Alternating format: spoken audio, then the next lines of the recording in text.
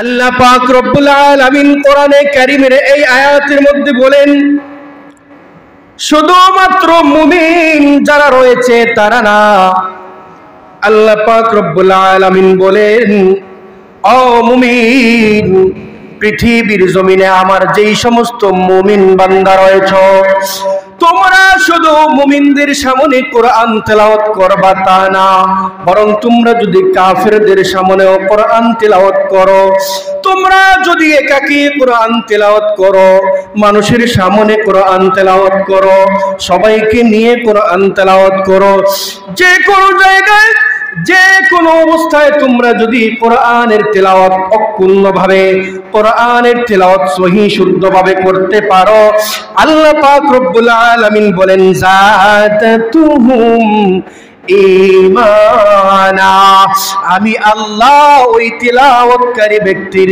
ঈমানকে বাড়িয়ে দেই। সকলে পড়েন সুবহানাল্লাহ। সুতরাং কোরআন তেলাওয়াত করলে ঈমান বাড়িয়ে দেন কে? এখন যদি আমরা কোরআন তেলাওয়াতের এই আমলটা কন্টিনিউ করতে পারি, আমাদের ঈমান আল্লাহ বাড়িয়ে দিবেন, শয়তান আমাদের ঈমানের উপর আক্রমণ করার সুযোগ পাবে না।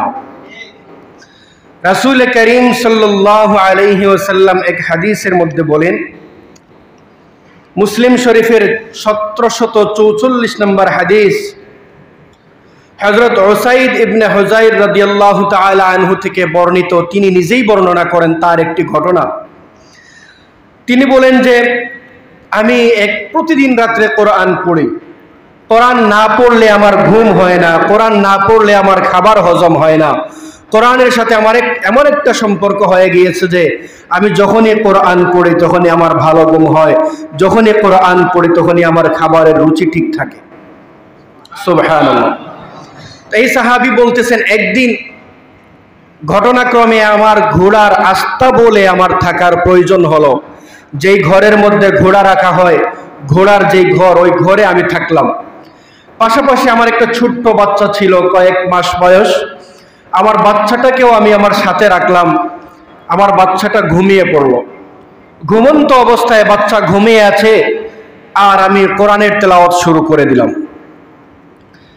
আল্লাহর নবীর প্রিয় সাহাবী হযরতে উসাইদ ইবনে হুযাইর রাদিয়াল্লাহু আনহু বলেন, আমি যখন কোরআনের তেলাওয়াত শুরু করে দিলাম, এমতাবস্থায় আমার চোখের সামনে আমার সন্তান ইয়াহিয়া ঘুমন্ত অবস্থায় রয়েছে। আমি কোরআনের তিলাওয়াত শুরু করে দিলাম।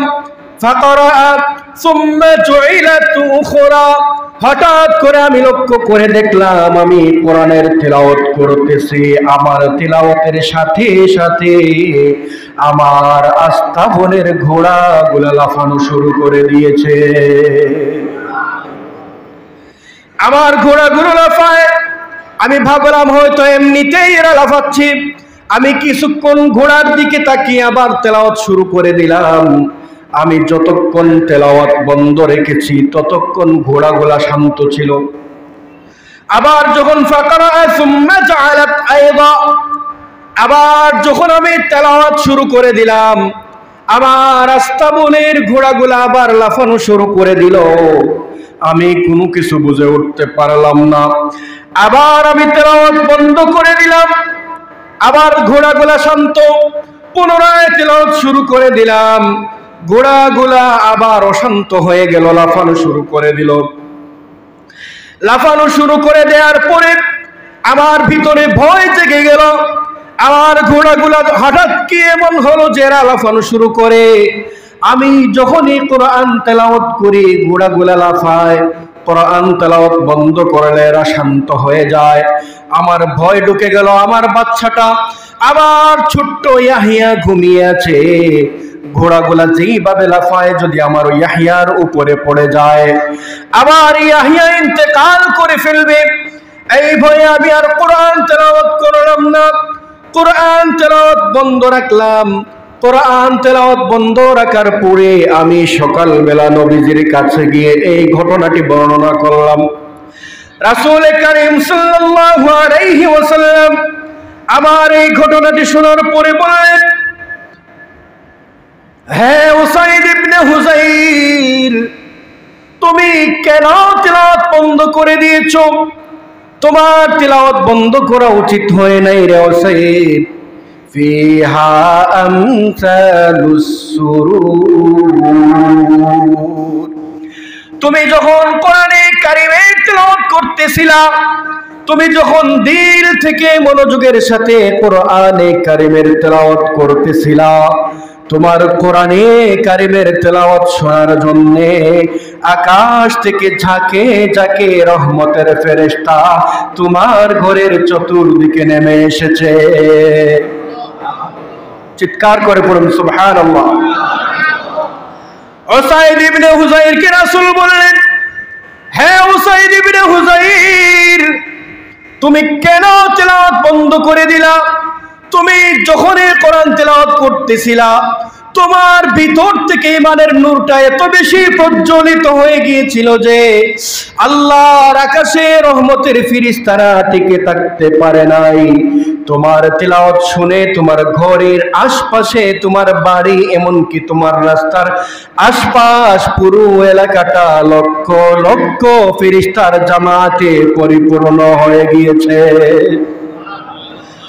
উসাইদ বললেন, ওগোর হাবিব, আমি তেলাওয়াত বন্ধ করে দিয়েছি, আমার সন্তানটা আমার পাশে ছিল, যদি কোনো অ্যাক্সিডেন্ট ঘটে যায় এজন্য আমি বন্ধ করে দিয়েছি।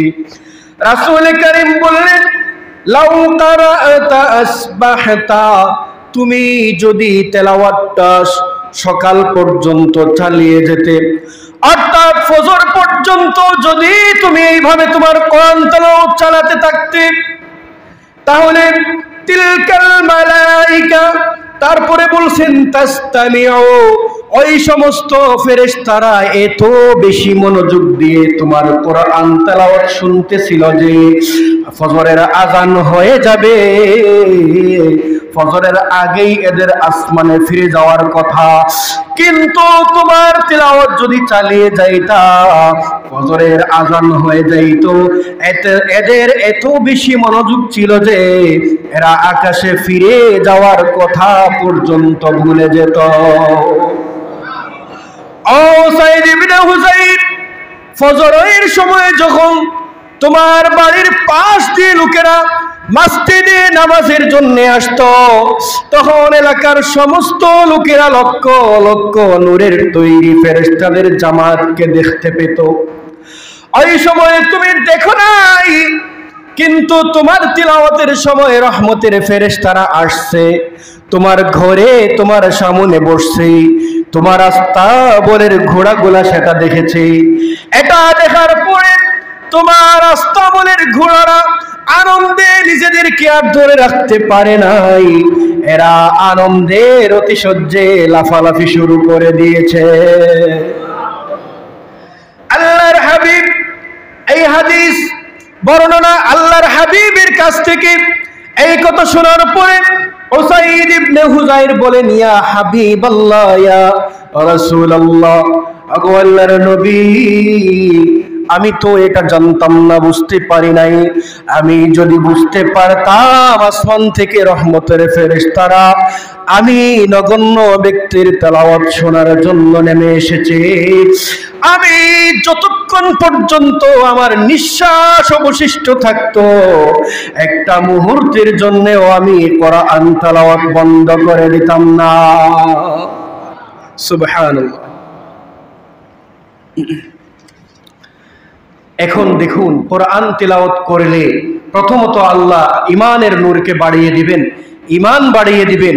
দ্বিতীয়ত আপনার ঈমানের নূর আল্লাহর কাছে এত বেশি মকবুল হয়ে যাবে যে আপনার তেলাওয়াত শোনার জন্য ঝাঁকে ঝাঁকে আসমান থেকে ফেরেশতারা নেমে আসবে।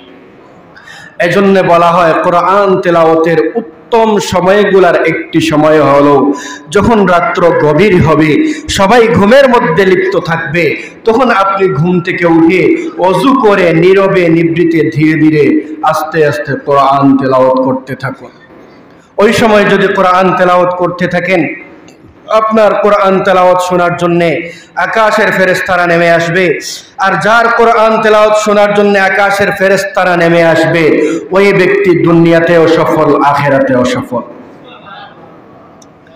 আমি যে আয়াতে কারিমা তেলাওয়াত করেছি এই আয়াতের মধ্যে আল্লাহ পাক রব্বুল আলামিন বলেন, ইন্না হাযাল কুরআনা ইয়াহদি লিল্লাতী হিয়া আকওয়াম ওয়া ইউবাশশিরুল মুমিনিনাল্লাযীনা ইয়া'মালুনাস সালিহাত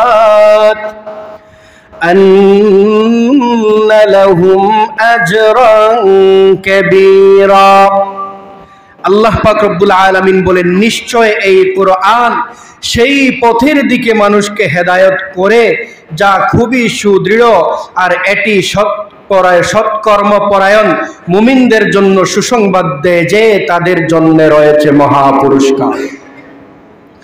অর্থাৎ এই কোরআনের সাথে যারা সম্পৃক্ত, যারা কোরআন শিখেছে, যারা কোরআন শিখাবে, যারা কোরআন অনুযায়ী জীবন পরিচালনা করবে, যারা কোরআন তেলাওয়াত করবে, যারা কোরআনের সাথে মুহাব্বত রাখবে, আল্লাহ পাক রব্বুল আলামিন বলেন তারা এমন একটি হেদায়েত পেয়ে গেছে যা খুব বেশি সুদৃঢ়।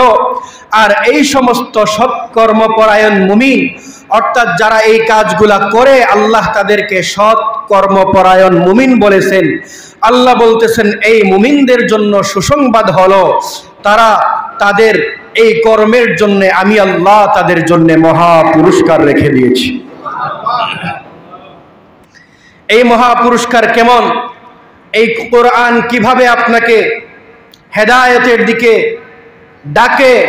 আল্লাহ পাক রব্বুল আলামিন কোরআনে কারীমের অন্য এক আয়াতের মধ্যে বলেন, কিতাবুন আনজালনাহু ইলাইকা লিতুখরিজান নাসা মিনাজ যুলুমাতি ইলান নূর।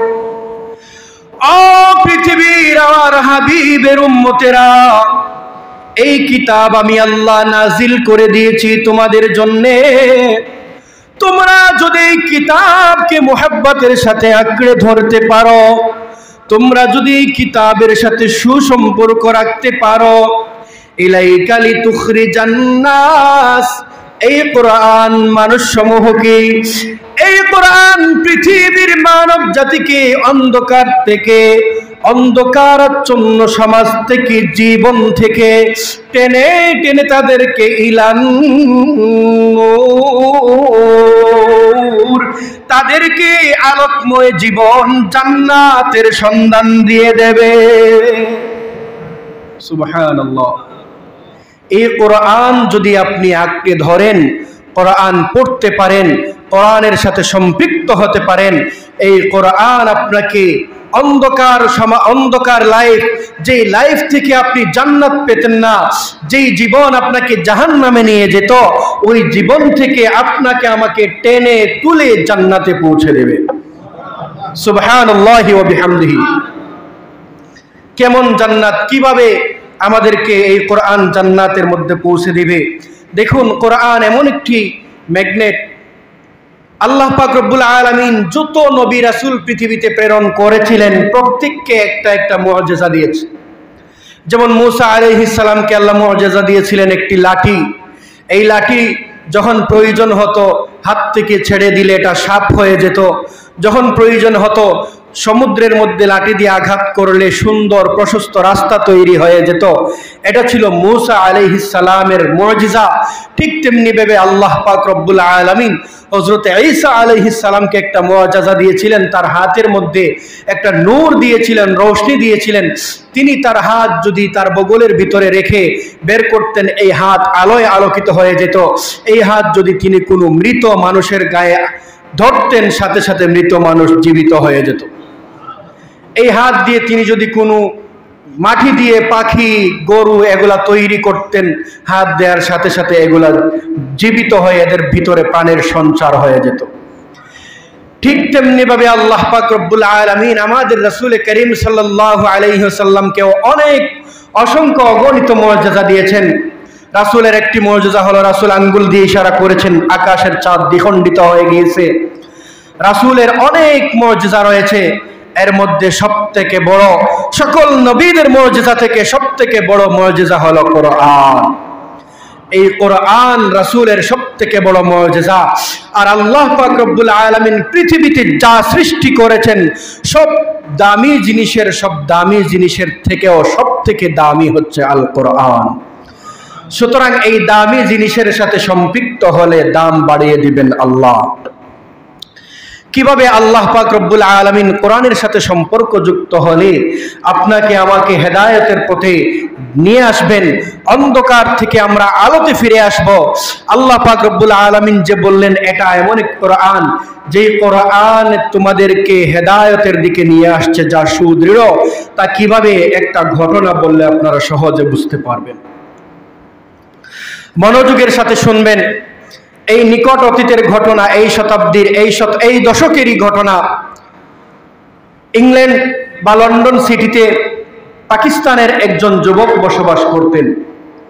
পাকিস্তানি বংশোদ্ভূত একজন যুবক ওই জায়গায় একটা কোম্পানির একটি অফিসে জব করতেন। কিন্তু এই যুবক অত্যন্ত নামাজি। তিনি নিয়মিত প্রতিদিন 5 ওয়াক্ত নামাজ পড়তেন, পাশাপাশি কোরআন তেলাওয়াত করতেন। তার এমন কোনো দিন নাই যেই দিন সে কোরআন তেলাওয়াত থেকে নিজেকে আলাদা রেখেছে। প্রতিদিন কোরআন তেলাওয়াত করতেন। অত্যন্ত পরহেজগার যুবক। ওই এলাকায় যে মসজিদ রয়েছে, মসজিদের সমস্ত মুসল্লি, ইমাম, মুয়াজ্জিন সবার সাথে তার ভালো সম্পর্ক ছিল। কিন্তু এই যুবক যেই অফিসে কাজ করতেন, ওই অফিসে তার পাশাপাশি নারীও কাজ করতেন, যেই সমস্ত নারীরা হচ্ছেন খ্রিস্টান ধর্মের। তার পাশাপাশি তার এক কলিগ ছিলেন খ্রিস্টান ধর্মের একজন অবিবাহিত মেয়ে। মেয়েটা অত্যন্ত সুন্দর, অত্যন্ত রূপসী। যুবক প্রতিদিন একই জায়গায় কাজ করে মেয়েটাকে দেখতে দেখতে মেয়েটার মায়ায় পড়ে যায়। মায়ায় পড়ে যাওয়ার পরে একদিন মেয়েটাকে ডেকে বলে, আপনাকে আমি ভালোবাসি, আপনাকে বিয়ে করতে চাই। আমি অফিস থেকে যখন বাসায় যাই সর্বক্ষণ শুধু আপনার কথাটাই আমার মনের মধ্যে ভাসে। তখন ওই মেয়েটা বলল, হে যুবক, আমারও তোমাকে খুব পছন্দ হয়, খুব ভালোবাসি, কিন্তু আমি তোমাকে বলতে পারি না। এজন্য আমি জানি তুমি একজন ধর্মপরায়ণ ধার্মিক মুসলমান, আর আমি হচ্ছে একটা খ্রিস্টান মেয়ে। খ্রিস্টান এবং মুসলমানের সাথে একসাথে 2 ধর্মের সম্পর্ক হতে পারে না। আমার মুসলমান বন্ধুগণ, তখন যুবক ওই মেয়েকে ডেকে বলল, হে আমার অফিসের কলিগ মেয়ে, শোনো, তুমি খ্রিস্টান হতে পারো, আমি মুসলিম হতে পারি, আমি ধর্ম কর্ম পালন করি, তাও ঠিক, কিন্তু তোমার প্রেমের মধ্যে আমি পড়ে গিয়েছি, তোমার সৌন্দর্যের ভালোবাসায় আমি পড়ে গিয়েছি। আমি তোমাকে ছাড়া একটা মুহূর্ত কল্পনা করতে পারি না। ও মেয়ে, তুমি খ্রিস্টান হওয়ার যাই হও আমি জানি না, যেভাবেই হোক তুমি আমাকে বিয়ে করো, আমি তোমাকে বিয়ে করতে চাই। মেয়েটা বলল, ঠিক আছে যুবক, আমি তো একা কোনো ডিসিশন নিতে পারবো না। আমার পরিবারে মা বাবা রয়েছে, আমার আত্মীয় স্বজন, অভিভাবক, গার্ডিয়ানরা রয়েছে। আমি আজকে বাসায় গিয়ে তাদের সাথে কথা বলবো, তাদের সাথে কথা বলে তোমাকে সিদ্ধান্ত জানাবো। মেয়েটা বাসায় চলে গেল। বাসায় চলে যাওয়ার পরে তার মা বাবাকে এই যুবকের সম্পর্কে বোঝালো। যুবকের অত্যন্ত প্রশংসা করলো। এমন কোনো প্রশংসা বাকি নাই যে প্রশংসা সে করে নাই। নিজের মেয়ের মুখে যুবকের প্রশংসা শুনে তার মা বাবা খুশি হয়ে বললেন, ঠিক আছে, এই যুবকটাকে খ্রিস্টান। মেয়ে বলল, না, যুবকের সব কিছু ঠিক আছে, কিন্তু যুবকটা হচ্ছে মুসলমান।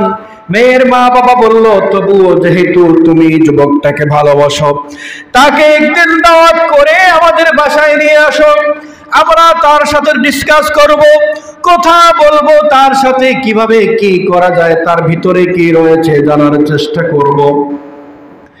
মেয়েটা খুশি হয়ে গেল।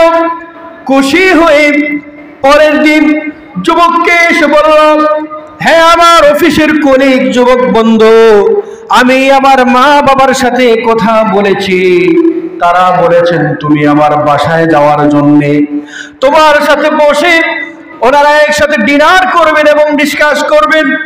যুবকটা খুশিতে আত্মহারা হয়ে গেল। বলল, ঠিক আছে, আমি যেতে রাজি, বলো কোন দিন যেতে হবে। দিন তারিখ ঠিক করে ওই দিন যুবক তাদের বাসায় গিয়ে হাজির হলো।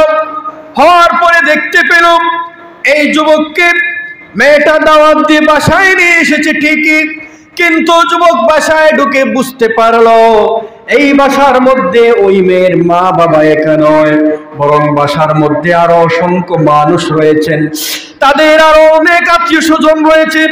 যুবকটা ভয় পেয়ে গেল, কিরে আমি তো মুসলমান আর এরা তো খ্রিস্টান, এরা কি কোনো ষড়যন্ত্র করলো কিনা, আমাকে দাওয়াত করে আনলো তার মা বাবার সাথে কথা বলার জন্য। এখন এত মানুষ দেখা যায় কি মনে হচ্ছে যে একটি বিয়ের অনুষ্ঠান বা কোনো একটি আয়োজন, এত মানুষ, তার ভিতরে ভয় ঢুকে গেল, এরা কি আমাকে মেরে ফেলার কোনো পরিকল্পনা করলো কিনা। যুবকের ভিতরে ভয় ঢুকে গেল। আল্লাহ পাক রব্বুল আলামিন কোরআনে কারীমের মধ্যে বলে দিয়েছেন, ওয়ালান তারদা আনকাল ইয়াহুদু ওয়ালান নাসারা হাত্তা তাত্তাবিআ মিল্লাতাহুম। আমার বান্দারা, তোমরা ইহুদি খ্রিস্টানদেরকে, মুশরিকদেরকে তোমাদের যত কাছের বন্ধু ভাবো না কেন, বন্ধুত্বের হাত যত বেশি প্রসারিত করে দাও না কেন, ইহুদি খ্রিস্টান মুশরিকরা কোশ্চিন কালেও তোমাদের বন্ধু হতে পারে না, বরং তোমার বিরুদ্ধে তারা পরস্পরে একই মিল্লত, একই দলের অন্তর্ভুক্ত। হাদিসের মধ্যে রাসূল বলেন, আল কুফরু মিল্লাতুন ওয়াহিদাতুন, কাফের সম্প্রদায় যে ধর্মেরই হোক না কেন, মুসলমানদের বিরুদ্ধে তারা সবাই ঐক্যবদ্ধ, তারা এক। আপনারা লক্ষ্য করে দেখবেন সম্প্রতি সময়ে প্যালেস্টাইনে যে যুদ্ধ চলতেছে, একমাত্র ফিলিস্তিনের মুসলমানরা এবং মুসলিম বিশ্বের মুসলমানরা তাদের সাথে রয়েছে, বাকি পুরা বিশ্বের ইহুদি খ্রিস্টান শাসকরা, এমনকি অনেক মুসলিম শাসক তাদের সাথে এক হয়ে গিয়েছে। ইসরায়েলিদেরকে সমর্থন করতেছে, অস্ত্র টাকা পয়সা সব দিতেছে। ওরা জানে ফিলিস্তিনের বুকে অনেক অসহায় শিশু, অনেক না অধিকাংশ 35,000 শিশু, নাবালিগ শিশু এবং মহিলাকে শহীদ করে দেওয়া হয়েছে। জানার পরেও তারা অস্ত্র দেয়, টাকা দেয়, সৈন্য দেয়, সম্মিলিতভাবে তারা মুসলমানদের বিরুদ্ধে ওই ইসরায়েলকে সহযোগিতা করে। ঠিক তেমনি ভাবে রাসূল বলেন, আমার উম্মতেরা, তোমরা তাদেরকে, কাফেরদেরকে যতই বন্ধু ভাবো না কেন, বরং তারা তোমার বিরুদ্ধে, তোমার জাতির বিরুদ্ধে সবাই এক। যুবকের মনের ভিতরে আসলো, এরা কি সবাই এক হয়ে গিয়েছে? রাসূলের হাদিস অনুযায়ী এরা কি আমাকে শেষ করার জন্য, মেরে ফেলার জন্য কোন ষড়যন্ত্র করতেছে কিনা? এই ভয়ে সে চুপি সারে বসে আছে, পালিয়ে যাওয়ার ধান্দা করতেছে। এমন সময় ওই মেয়েটি এসে বলল, হে বন্ধু, তুমি কি চিন্তা করতেছো? কোন টেনশনে তোমার মুখটা ছোট হয়ে গিয়েছে? যুবক বলল, না কোনো টেনশন নাই, কিন্তু এত মানুষ কেন তোমার বাড়িতে? ওই মেয়েটি বলল, আমার আব্বু সবাইকে দাওয়াত করেছেন, তুমি আসবা, সবাই মিলে একসাথে ডিনার করব। চলো, সবাই অপেক্ষা করতেছে, তোমার সাথে কথা বলার জন্য সবাই অপেক্ষা করতেছে। যুবককে একটা রুমের ভিতরে নিয়ে যাওয়া হলো। ওই রুমের ভিতরে যাওয়ার পরে যুবক দেখতে পেল মেয়েটির মা বাবা সহ আরো অনেক মানুষ। যুবকটিকে মেয়েটির মা বাবা বলল, হে যুবক, আমাদের মেয়ে বলেছে তুমি নাকি আমাদের মেয়েকে ভালোবাসো, আমাদের মেয়েকে বিয়ে করতে চাও, কিন্তু শুনে রাখো তুমি মুসলিম, আমরা হচ্ছে খ্রিস্টান, দুই ধর্মের একসাথে বিয়ে হয় না। যুবক বলল, কিন্তু আমি তো এই মেয়েটাকে পছন্দ করি, আমাকে বিয়ে করতেই হবে। মেয়েটির মা বাবা সুযোগ পেয়ে গেল, বলল, হে যুবক, আমাদের একটি শর্ত রয়েছে, তুমি যদি আমাদের শর্তটি পালন করতে পারো, তাহলে আমরা আমাদের মেয়েকে তোমার সাথে বিবাহ দিতে রাজি রয়েছি। যুবক বলল, কি শর্ত বলুন? যেই শর্তই বলুন না কেন, আপনাদের প্রতিটি শর্ত আমি মানতে রাজি। এবার সুযোগ বুঝে মেয়েটির মা বাবা বলল, হে যুবক, আমাদের মেয়ে খ্রিস্টান, আমরা খ্রিস্টান, আমরা আমাদের ধর্ম ছাড়ব না, বরং তুমি যদি ইসলাম ছেড়ে খ্রিস্টান হয়ে যাও, সাথে সাথে আমরা আমাদের মেয়েকে তোমার কাছে বিয়ে দিয়ে দিব। নাউজুবিল্লাহ। যুবক একটি মুহূর্ত দেরি করল না, বলল, ঠিক আছে, আমি খ্রিস্ট ধর্ম গ্রহণ করতে রাজি রয়েছি, কিন্তু আপনারা আপনাদের মেয়েকে আমার সাথে বিয়ে দিতে হবে। সাথে সাথে যুবকটা খ্রিস্টান ধর্ম গ্রহণ করে ইসলামের ছায়া থেকে বের হয়ে যায়। এই সুযোগে ওই মেয়ের মা বাবা ভাবতে থাকলো, যেই যুবক প্রতিদিন 5 ওয়াক্ত নামাজ পড়ে, কোরআন পড়ে, একটি খ্রিস্টান মেয়ের পিছনে পড়ে ধর্ম ত্যাগ করতে পারলো, এর দিয়ে আরো বড় বড় কাজ করা যাবে। এবার তারা বলল, আমাদের আরো কিছু শর্ত রয়েছে।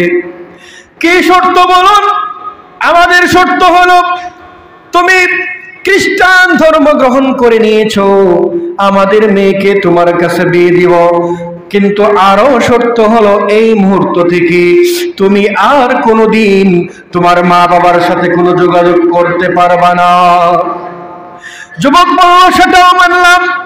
তারপরে বলল, ওই মেয়েটির মা বাবা বলল, তারপরে তুমি এই অফিসের চাকরি ছেড়ে দিতে হবে। যুবক বলল, তাও ছেড়ে দিলাম। তারপরে বলল, তুমি যেই মসজিদে যাও, যত বন্ধু বান্ধব রয়েছে, তোমার যত মুসলিম বন্ধু বান্ধব রয়েছে, তাদের সাথেও তোমার সম্পর্ক কাট আপ করে দিতে হবে। যুবক বলল, তাও দিলাম। তারপরেও আমি আপনাদের মেয়েকে বিবাহ করতে চাই। এরপর মেয়ের মা বাবা বলল, ঠিক আছে, সব কিছু করলা, কিন্তু এই মুহূর্তে তোমার ফোন, ফ্যাক্স, ইমেল, জিমেল যা আছে সব পাল্টিয়ে ফেলতে হবে। তোমার কোনো ডিভাইসে যাতে তোমার কোনো বন্ধু যোগাযোগ করতে পারে না। যুবক তাদের সামনে ফোন, ফ্যাক্স সবকিছু নষ্ট করে দিল। তারপরে এবার ওই মেয়ের মা বাবা বলল, সব মানা হলো, এবার তোমাকে বিয়ে দিয়ে দিব, কিন্তু আর একটা শর্ত হলো, তুমি এই লন্ডন সিটি শহর ছেড়ে চলে যেতে হবে। যুবককে বলা হলো, তুমি আমাদের মেয়েকে নিয়ে এই শহর ছেড়ে দূরের আরেকটি শহরের নাম বলল, তুমি ওই শহরে চলে যেতে হবে, ওইখানে গিয়ে আমার মেয়েকে নিয়ে বসবাস করবা, তোমার পরিচিত কোনো মানুষ ওইখানে থাকবে না। যুবক বলল, তাও মেনে নিলাম। তারপর ওরা বলল, তুমি সব কিছু মেনে নিয়েছো, এটা এখনই তুমি প্রমাণ করতে হবে, আমাদের সাথে তুমি ডিনার করতে হবে। আমাদের টেবিলের মধ্যে ইসলাম ধর্মে হারাম শুকরের গোশত রয়েছে, মদ রয়েছে। তুমি যদি সত্যিকার অর্থে ইসলাম ছেড়ে থাকো, তাহলে আমাদের সাথে মদ খাইবা, আমাদের সাথে শুকরের গোশত খাইবা, তখন আমরা বিশ্বাস করব তুমি ইসলাম ছেড়ে দিয়েছো। এবার যুবক তাদের সাথে ডিনার করলো, শুকরের গোশত খেলো, মদ পান করলো, তাদের সব শর্ত মানা হলো। এবার যুবক বাসা পাল্টানোর পালা, বাসায় চলে এসেছে, প্রয়োজনীয় জিনিসপত্র নিয়ে যাবে। তখনই যখন বের হয়ে যাবে যুবক, তখন দেখতে পায় তার চোখের সামনে সে প্রতিদিন যেই কোরআন তেলাওয়াত করত, ওই কোরআনটা যেন তার দিকে তাকিয়ে তাকিয়ে তাকে ডাকে। যুবক ভাবতে লাগলো, আমি তো খ্রিস্টান হয়ে গিয়েছি, আমি এখন আর কোরআন দিয়ে কি করব? এই কোরআনটা আমি সাথে নিব না। তার অবাঞ্ছিত জিনিস সমূহের মতো সে কোরআনটাকে ফেলে রেখে চলে যাইতে লাগলো। কিন্তু সে যখনই তার বাসা থেকে বের হতে চায়, বের হতে পারে না, মনে হয় যেন কোরআন তাকে পিছন দিক থেকে ডাকে।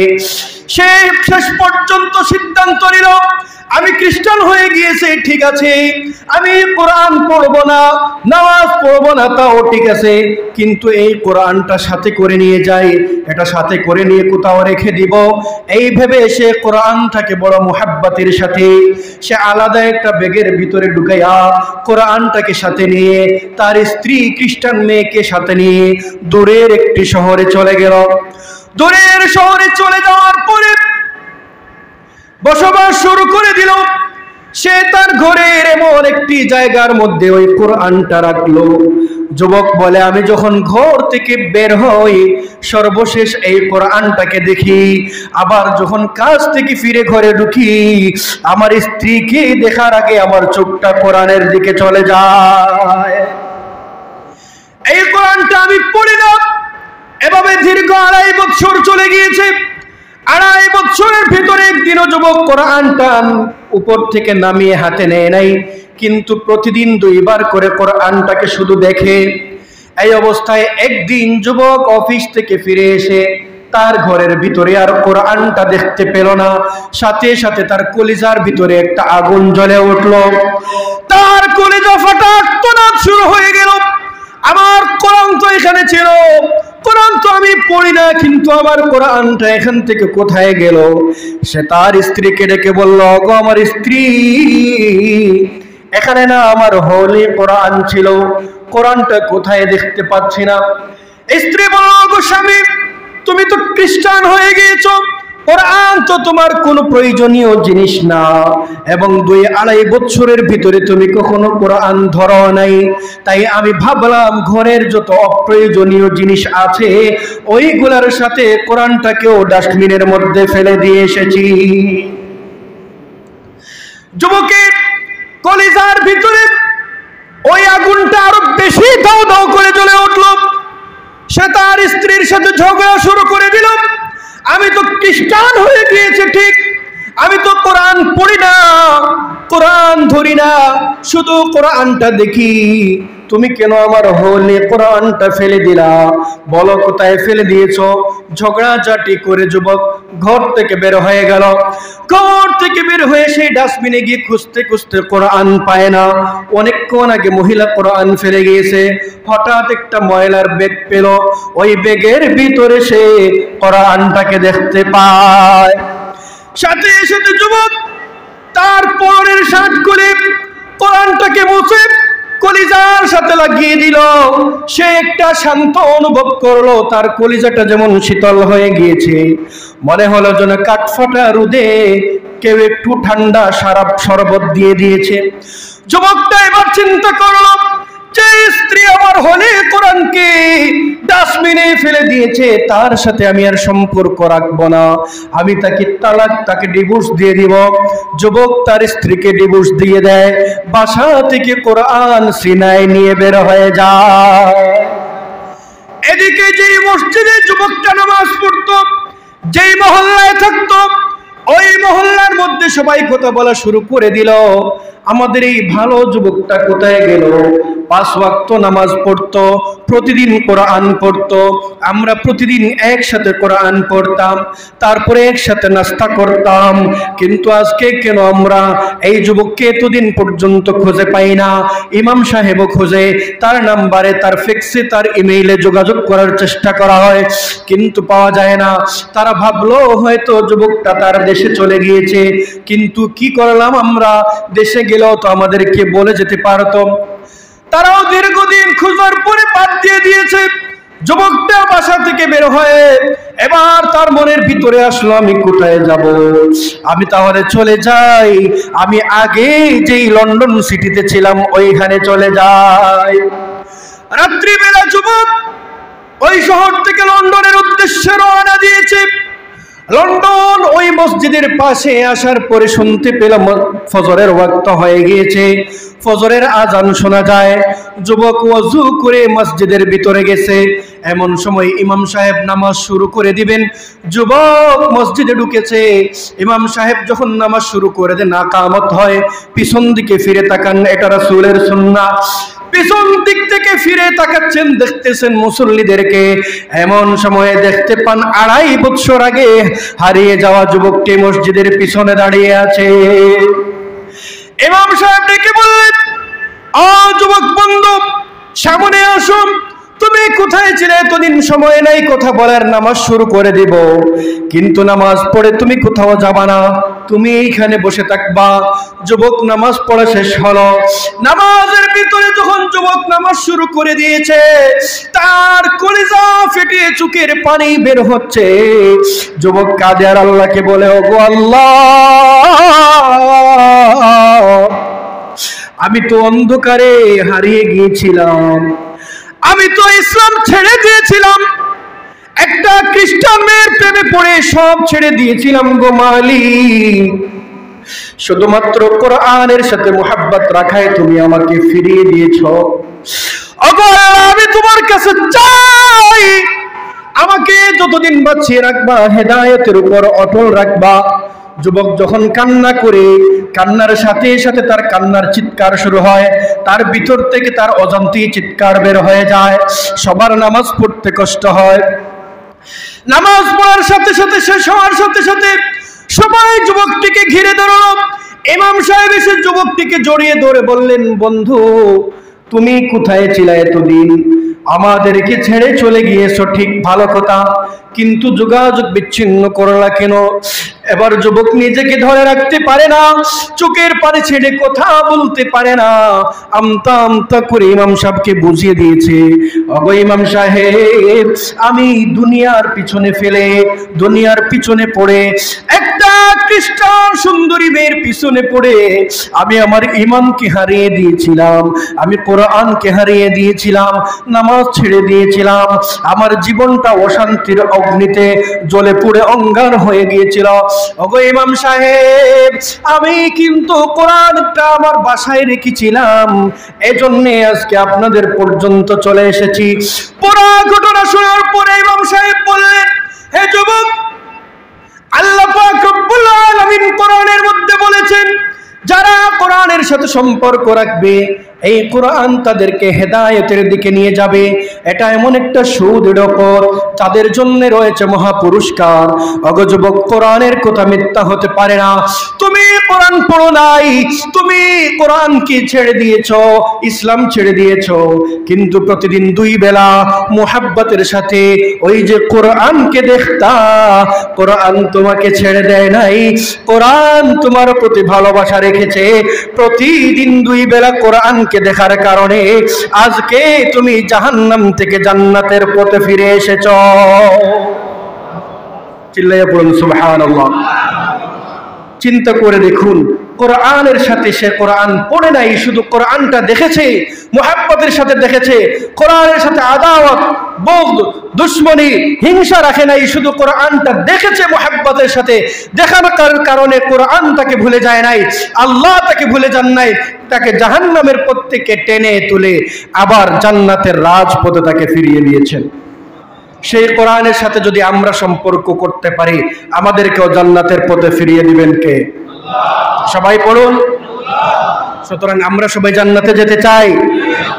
আল্লাহ পাক রব্বুল আলামিনের এই জান্নাতে যেতে হলে আল্লাহর প্রেরিত কোরআনকে আঁকড়ে ধরতে হবে। আমরা কোরআন পড়ব, কোরআন শিখব, বয়স যাই হোক না কেন, যার যেভাবে সুযোগ আছে কোরআনের সাথে সম্পর্ক রাখুন। এই যে ফিতনার সময়ে যদি আপনি কোরআনের সাথে সম্পর্ক রেখে পৃথিবী টিকে যেতে পারেন, তাহলে কাল কিয়ামতের দিন এই কোরআন সুপারিশ করে আপনাকে জান্নাতে নিয়ে যাবে। আর হাদিসের মধ্যে বলা হয়েছে, যেটা গত জুমায় বলেছি, যে ব্যক্তি কোরআনে হাফেজ হবে, কোরআনের হামিল অর্থাৎ আলেম হবে, তার জন্য তো জান্নাতে আল্লাহ কি পুরস্কার রেখেছেন সেটা তো বলছি, বর্ণনা করে শেষ করা যাবে না। কিন্তু যদি শুধু কোরআন তেলাওয়াতকারী হয়, কোরআন মুহাব্বতকারী হয়, অথবা কোরআনের হাফেজের আলেমের মা বাবা হয়, তাদেরকে তাদের মাথায় কোরআন ওয়ালার মা বাবা হওয়ার কারণে আল্লাহ জান্নাতের এমন একটি তাজ, এমন একটি সিংহাসন বলতে পারেন, টুপি, যেটা রাজা বাদশারা পড়ে, এমন একটি তাজ পরিয়ে দেয়া হবে। হাদিসের মধ্যে রাসূল বলেন, চন্দ্র এবং সূর্যকে এক রুমে ঢুকাইলে যে পরিমাণ আলো হবে তার থেকে 1000 গুণ আলো বের হবে এই টুপি থেকে। তারপরে বলছেন, তাদেরকে হাফেজে কোরআন, হামিলে কোরআনের মা বাবাকে এমন 2টি পোশাক পরানো হবে, যেই পোশাকের একটা সুতার, একটা তুলার একটা অংশের দাম আসমান জমিন, জান্নাত জাহান্নাম, পুরা পৃথিবী সবকিছু বিক্রি করলেও এর দাম হবে না। সেটা পড়তে চান না আপনারা? আল্লাহ পাক রব্বুল আলামিন আমাদের সবাইকে হাফেজে কোরআন, হামিলে কোরআন, তাদের মা বাবা অন্তত তেলাওয়াতে কোরআনের তেলাওয়াতকারী হওয়ার তৌফিক দান করুন। সকলে পড়ুন আমিন। ওয়া আখিরু দাওয়ানা আলহামদুলিল্লাহি রাব্বিল আলামিন।